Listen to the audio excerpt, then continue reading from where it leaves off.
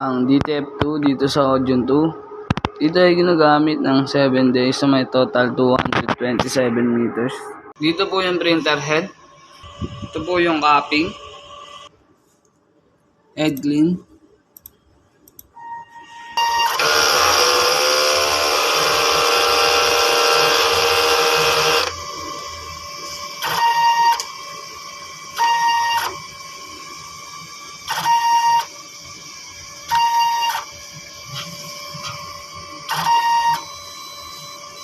Nozzle check.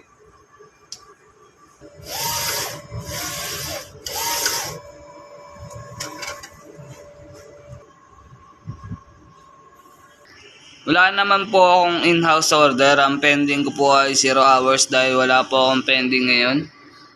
Ito naman po yung ink system, tama lang. Ito po yung ABR. Wala po akong ground wire. Ito naman po yung waste tank. Ang last disposal po ay kahapon. Dito naman ang stock sa news namin. As of now, kulang po kami ngayon sa powder at pin. Dito naman po yung na-consume ko. 4 sa white. 4 sa powder. 2 naman sa film. Ito naman po yung daily output ko. At ito naman po yung daily checklist. Yun lamang po. Maraming salamat.